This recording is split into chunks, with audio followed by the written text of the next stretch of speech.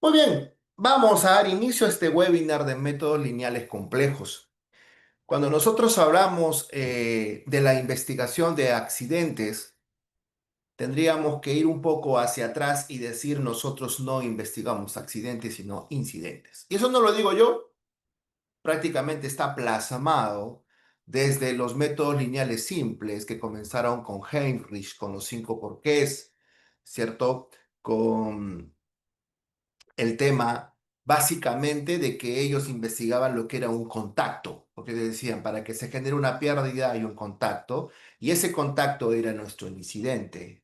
Después comenzaron a salir los métodos lineales complejos cuando ya ingresa justamente el método del queso suizo y comienzan a hablarse de incidentes porque hay una pérdida del control de la energía, que es lo que toma básicamente Reason con los modelos energéticos, que también lo explica muy bien el señor William Haddon Jr. Vamos a hablar un poquito de todas esas cosas para que podamos un poco ubicarnos, ¿de acuerdo? En este contexto que estoy hablando. Muy bien, entonces para empezar,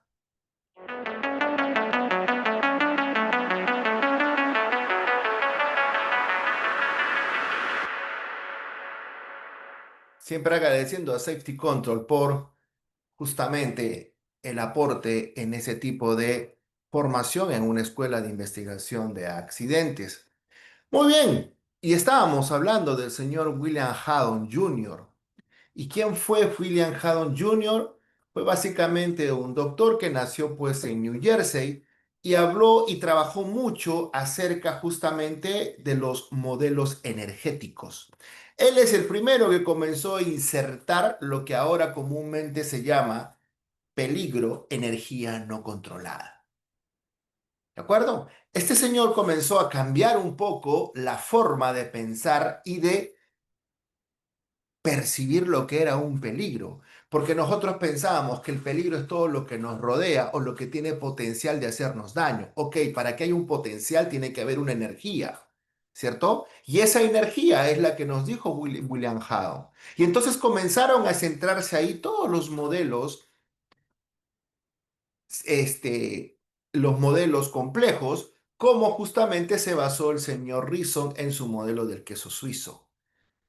¿Ya? Habla, por ejemplo, William Haddon Jr. de los siete controles de ingeniería, porque hablaba de que el control de ingeniería era todo aquel control que justamente estaba relacionado a poder contener la energía. Ustedes me hablan, por ejemplo, de que quieren encapsular un motor. ¿Por qué? Porque la energía sonora quieren controlarla, pues estamos hablando de un control de ingeniería. Si ustedes me dicen que hay una detención de caída, pues es un control de ingeniería porque estamos hablando de un control de la energía potencial justamente cuando tú caes. Entonces, hablar de William Haddon Jr. es hablar prácticamente del inicio de los modelos lineales complejos. Y acá entran justamente lo que es el ICAM, entra justamente lo que es un Taproot, entra lo que es un RCA, señores, entra lo que es un fishbone, una espina de pescado. O sea, no podemos comenzar a decir que cada una de las metodologías es distintas. No, hay que englobarlas. Existen los modelos lineales simples, donde está un Hemrich con su dominó. Están unos cinco porqués. Perfecto. Y tenemos los modelos lineales complejos, que justamente hablan del ICAM, del Taproot, del error humano, acerca de también el fishbone o la espina de pescado y el análisis de causa raíz o el RCA. ¿Listo? Entonces, hay que englobarlos, hay que diferenciarlos. Todos los modelos siempre trabajan en base al incidente, a la pérdida del control de la energía. ¿Gracias a quién? A este señor, William Haddon Jr. Él nos habla acerca de que la energía no deseada, si no hay emisiones de energía no deseada, señores, a entornos peligrosos, no se producirían incidentes relacionados con peligros. Es claro, si yo, señores, me compro un vehículo, respeto las normas de velocidad, conduzco dentro de las normas de velocidad, controlo la energía de mi vehículo, Por tanto, no tengo energías no deseadas. Pero si yo pierdo el control de la energía, supero la velocidad, no respeto las normas de tránsito, esa energía se descontrola y es lo que no deseamos. Es lo que decía William Haddon Jr. ¿Ya? Y también hablaba de la energía que es potencialmente destructiva. Si la energía utilizada no es deseada o es excesiva en relación a las capacidades humanas, esto adquiere un potencial de daño.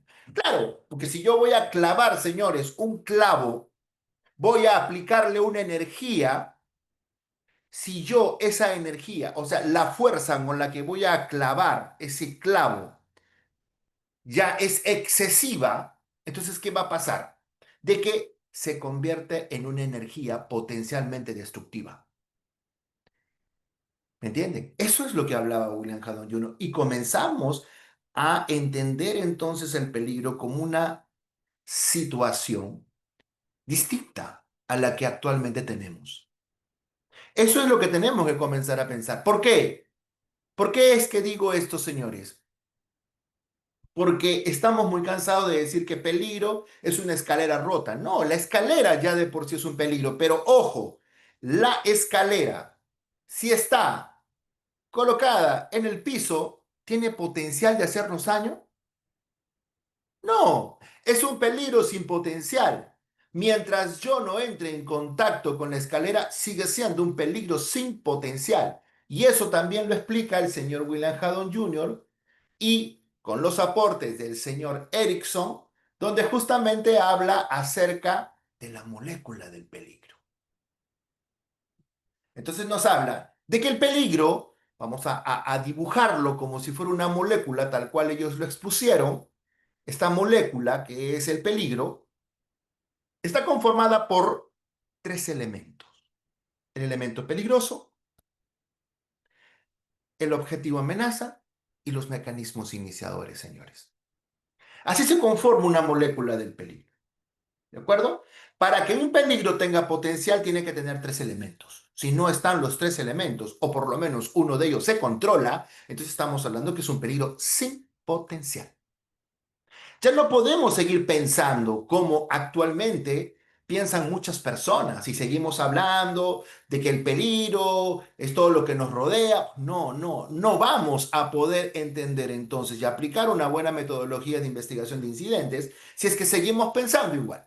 Hay que comenzar a cambiar la forma. Y no lo digo yo, lo dicen muchos autores acerca de que el peligro está conformado por tres elementos. Pero cuando esos tres elementos, señores, se alinean, me refiero a que el elemento peligroso se alinea con el mecanismo iniciador y se alinea con el objetivo amenaza, a esto se le llama la fase de transición. ¿De acuerdo? Que va a generar el accidente. Hoy día veía por ahí un artículo de LinkedIn que decía, es que los factores adyacentes. ¿Qué son los factores adyacentes? Y hablaba, no, ¿qué es lo que nos lleva al error? Claro, porque el factor adyacente es la fase de transición, es el factor gatillante. Si es que lees a William Haddon Jr., si es que lees lógicamente a Erickson, vas a poder entender que lo que estamos hablando de fase de transición es los famosos factores gatillantes. Son los síntomas que van a generar justamente un evento. El elemento peligroso siempre va a ser, y si pongo el ejemplo, la escalera, seguirá siendo la escalera. El elemento, el objetivo amenaza, perdón, seré yo, que voy a interactuar con la escalera o que voy a subir por esa escalera. Y mientras no haya un mecanismo iniciador, yo no coja la escalera, yo no pise los peldaños de la escalera, yo no tome la escalera, ¿de acuerdo? No habrá peligro con potencial. Pero si yo genero el contacto con la escalera, uso la escalera, subo los peldaños de la escalera, interactúo con la escalera, se convierte entonces en un peligro con potencial. Pregunta siempre, ¿y deberá estar en nuestro hiper el peligro sin potencial? No. ¿Por qué no? Porque no tiene los tres elementos y no tengo que ponerle un control a un peligro que no tiene potencial. A no ser que durante mi actividad tenga que tener interacción. se completan los tres elementos y obtenemos peligro con potencial. ¿De acuerdo? Eso es lo que nos dejó el señor William Hadon Jr. Y de ahí se comenzaron a colgar, señores, todos los métodos de investigación de eventos, sobre todo los que he dicho, métodos lineales complejos. Explico.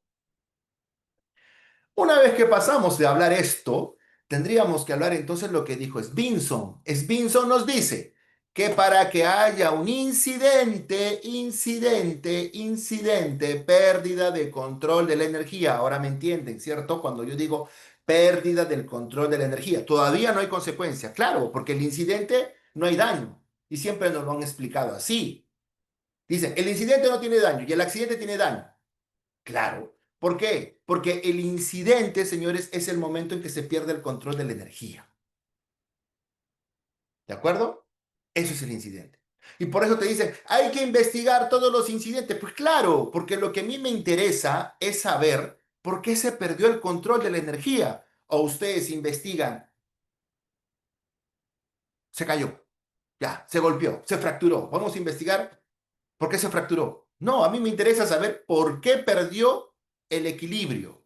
Que la consecuencia sea la fractura, entonces veré qué cosa, qué controles mitigadores fallaron en la etapa después de perder el control, qué control mitigador falló y por eso se generó la fractura. Pero eso no me interesa en este momento.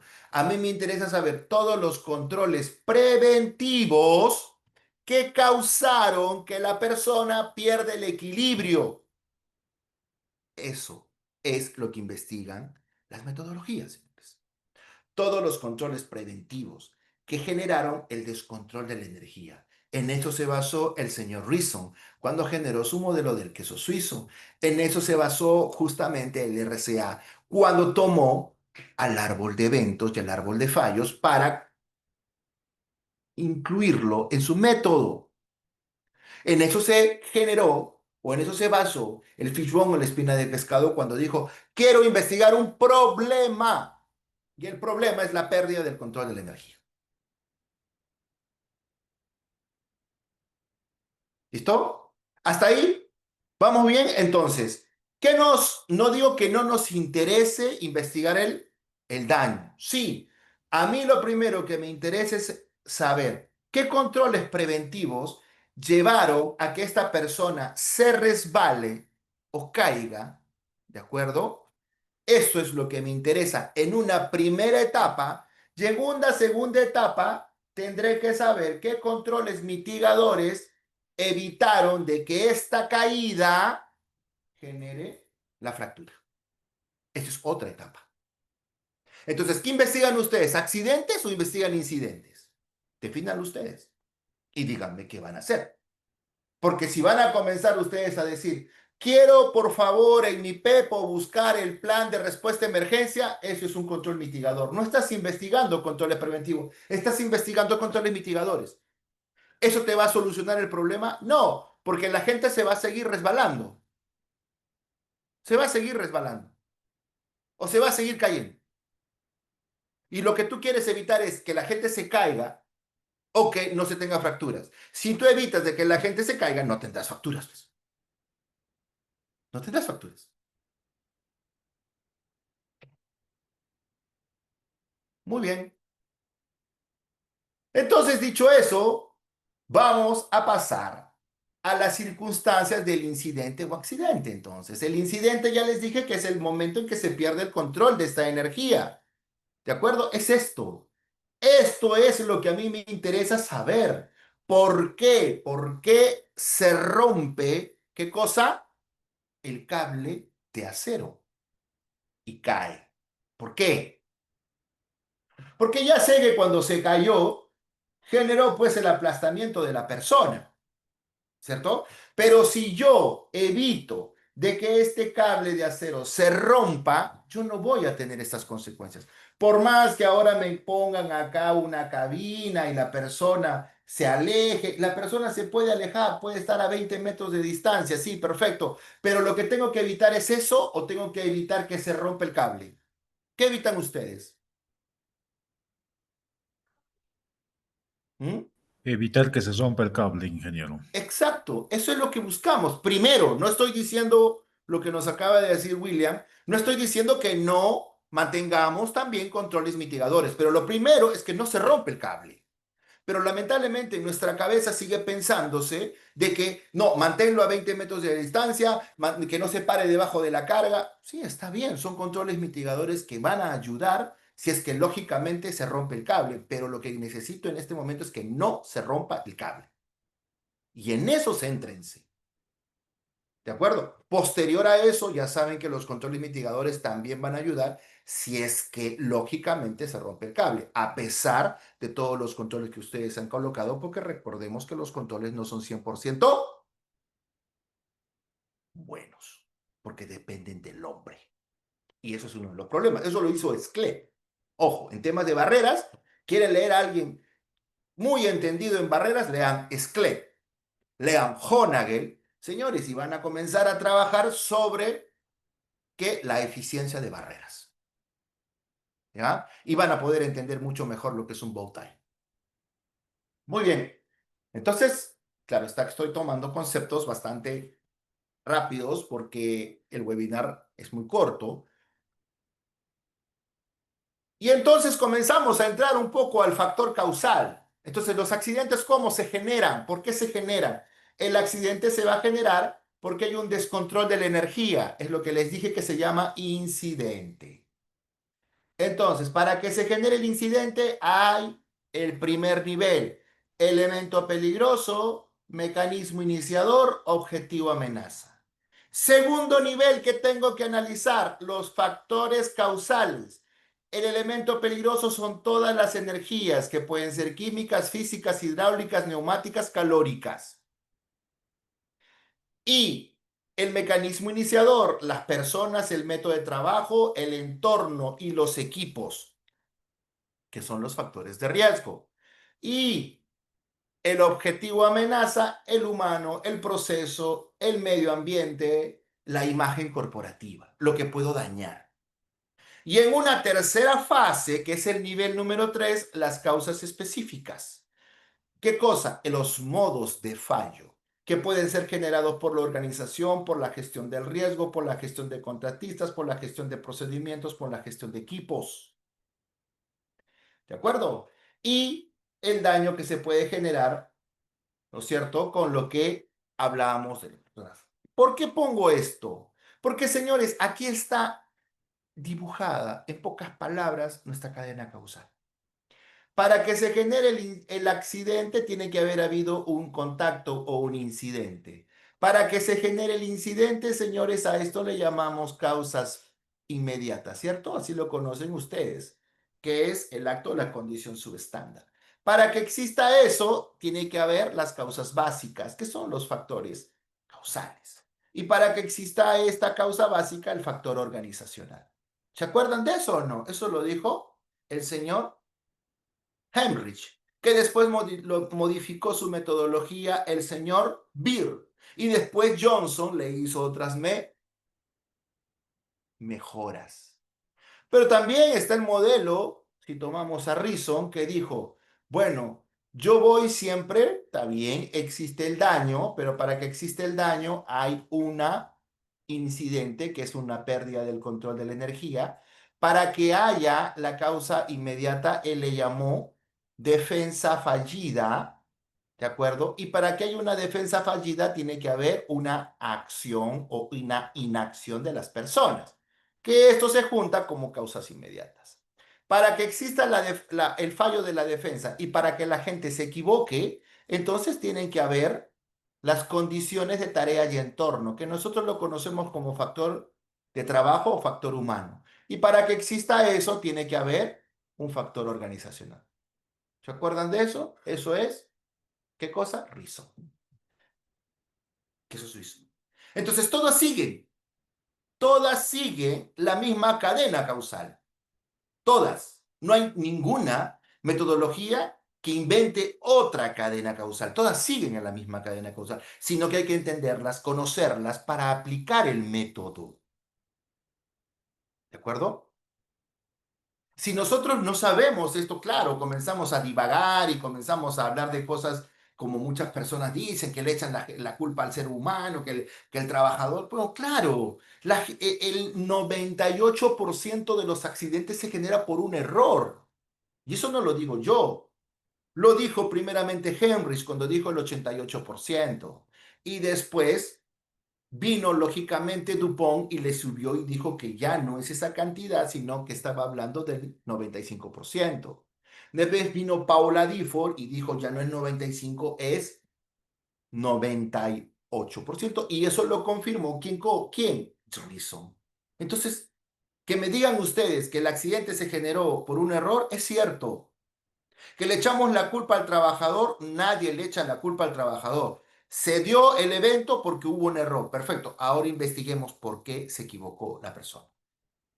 Que eso me toca saber la condición de tarea y entorno y el factor organizacional. A lo que le llamamos condiciones latentes, porque están en la organización y están ahí, esperando solamente de que alguien se equivoque y falle una barrera. A eso se le llama fallos activos. ¿Por qué? Cambian constantemente de posición. ¿Listo?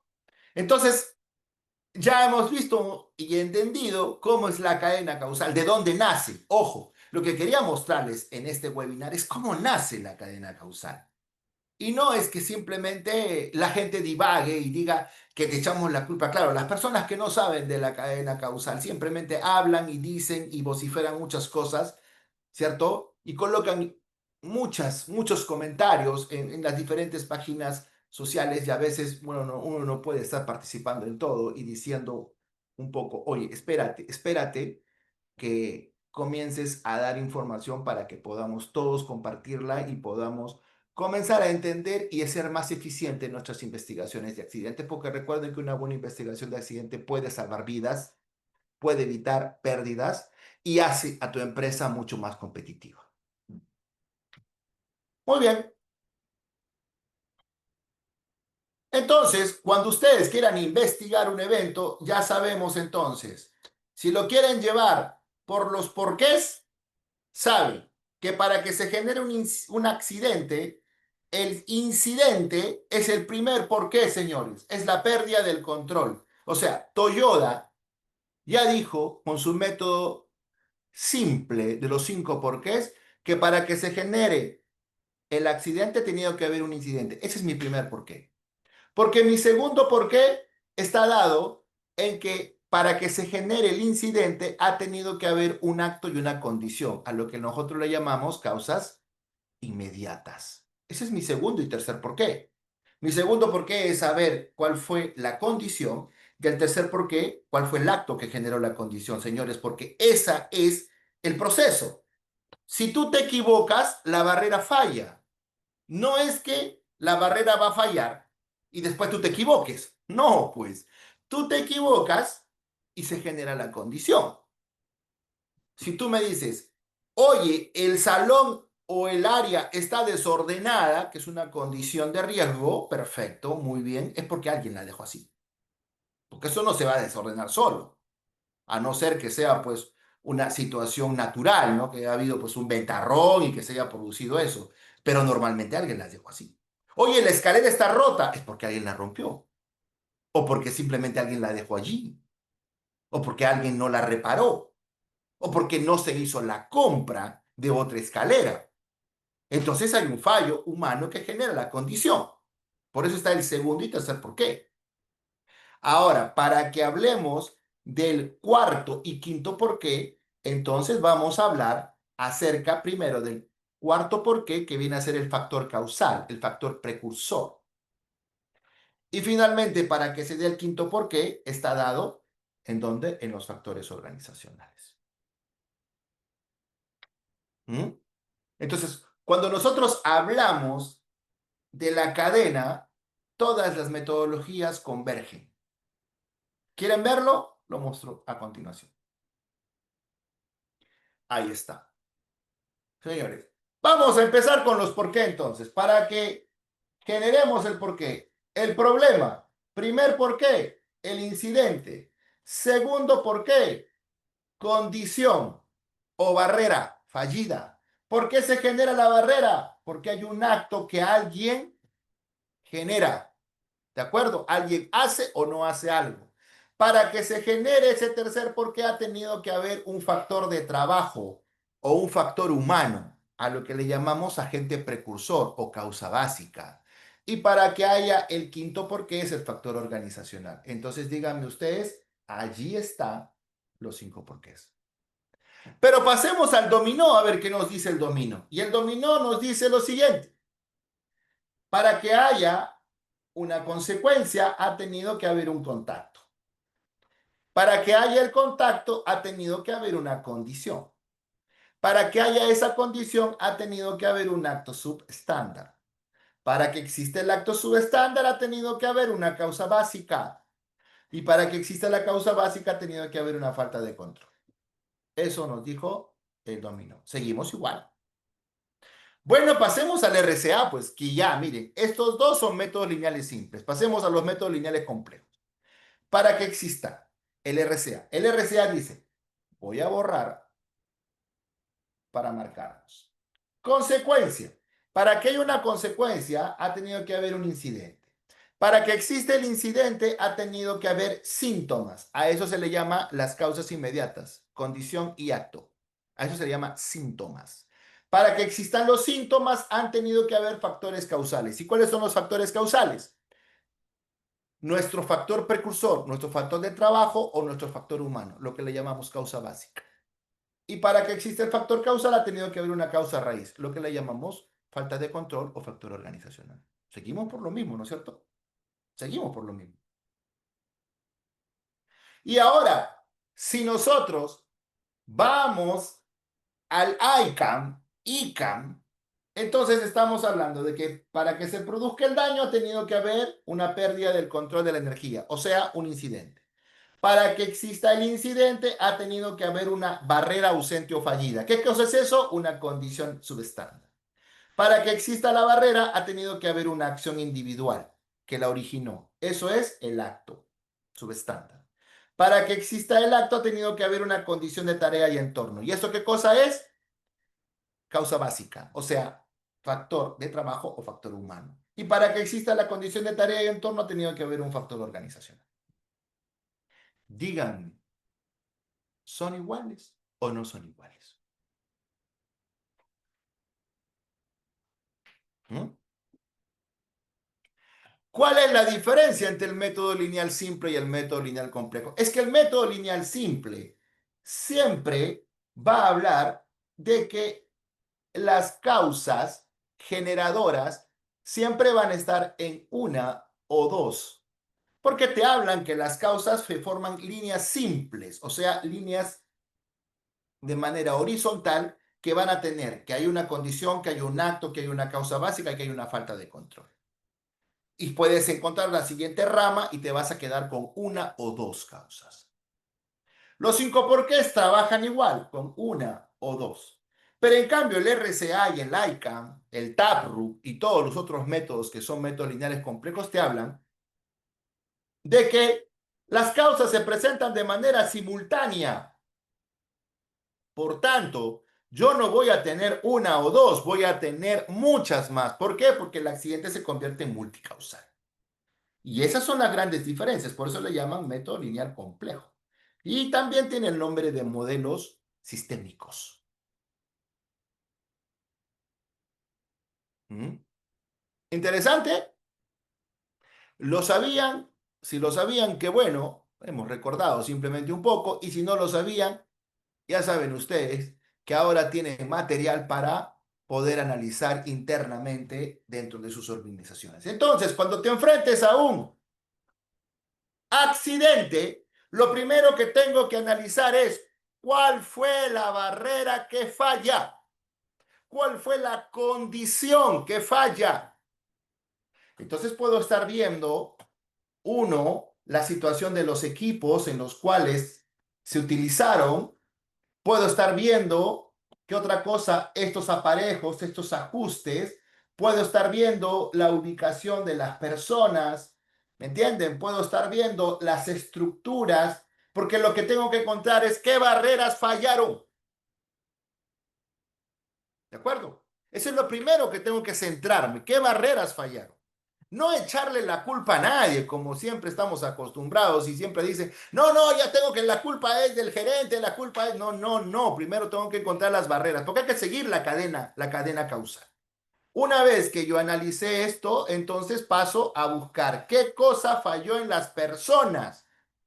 La persona no eligió el equipo, la persona no sabía, no tenía la persona las habilidades para ejecutar esa actividad, le dijeron o no le dijeron él la orden completa, entonces ya estoy viendo temas netamente de la persona, que viene a ser la acción o la inacción de la persona, recién ahora. Y una vez que tengo eso, tengo que pasar al siguiente punto que será, ¿qué cosa? Analizar. ¿Por qué la persona se equivocó de manera consciente o inconsciente? Que vienen a ser nuestras causas básicas.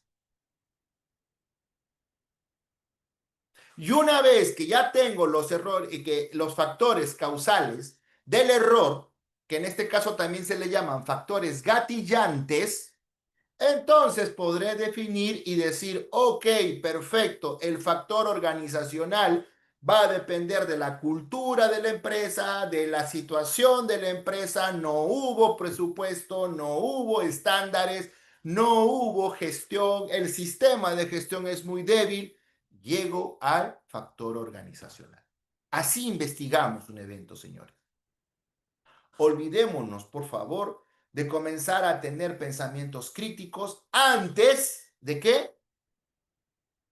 De poder generar un análisis como el que hemos hecho de manera simple, siempre y cuando conozcamos la cadena causal.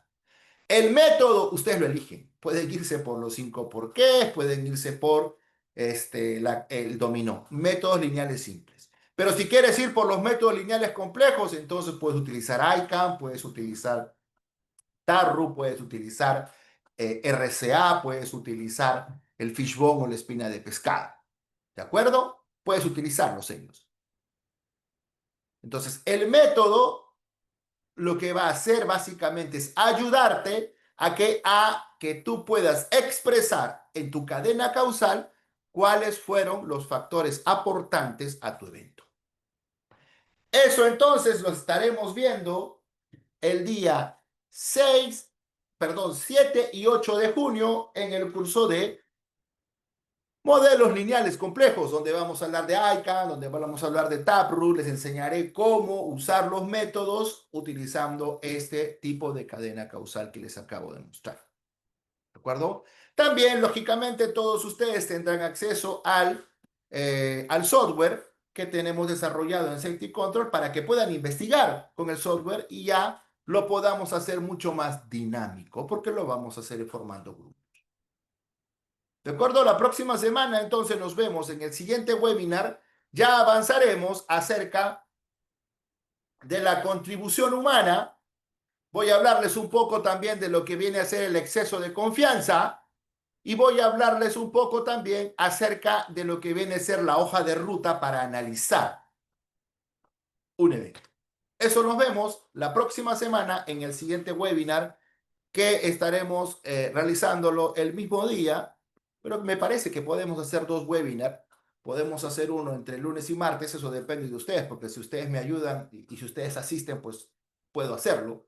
Ustedes me dicen que no pueden, no me gustaría hacer un webinar sin que haya público, porque no me gusta hacer webinars grabados, pero de todas maneras van a ver la grabación las personas que no hayan podido estar con nosotros.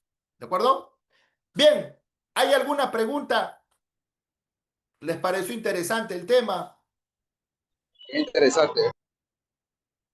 Gracias, Paolo. Bien, si no hay más preguntas, si no hay más interacciones, si no hay más dudas que esclarecer, ¿de acuerdo? Entonces nos estamos viendo el día martes. Me comprometo con ustedes con hacer dos webinars más el día martes, ¿de acuerdo? Y el día jueves o viernes. Recomienda siempre utilizar un software Jorge, el software es básicamente para aligerar el tiempo de investigación. El software no investiga por ti. Eso sí debemos quedar claro.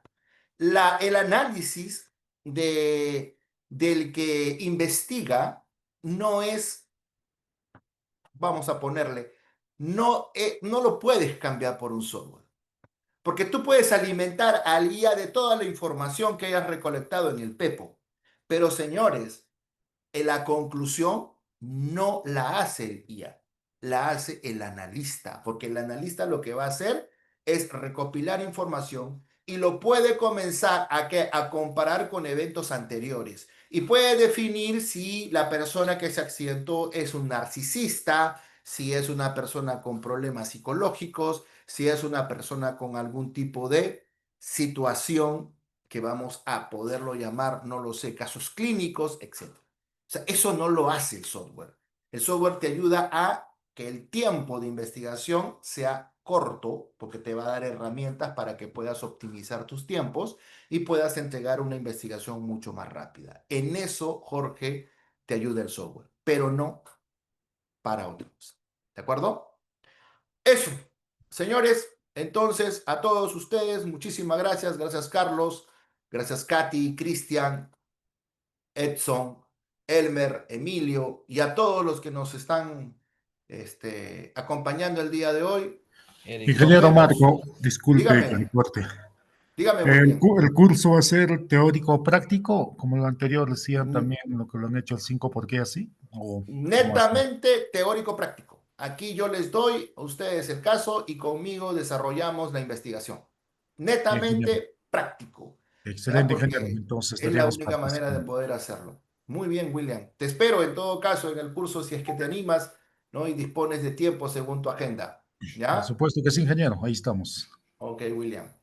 Entonces, nos vemos la próxima semana para el siguiente webinar. ¿De acuerdo? Voy a tratar de hacer 2 webinars la próxima semana.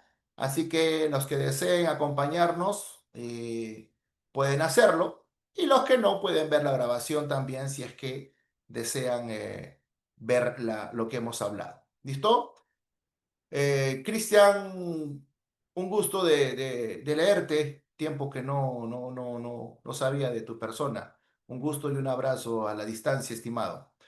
Muy bien, abrazos para todos, cuídense y estamos en contacto entonces para el próximo webinar. Los que deseen, ya saben, los que quieren participar del curso pueden ir inscribiéndose, señores, el día 7 y 8 de junio en el curso de métodos lineales complejos. Un abrazo, cuídense y estamos en contacto.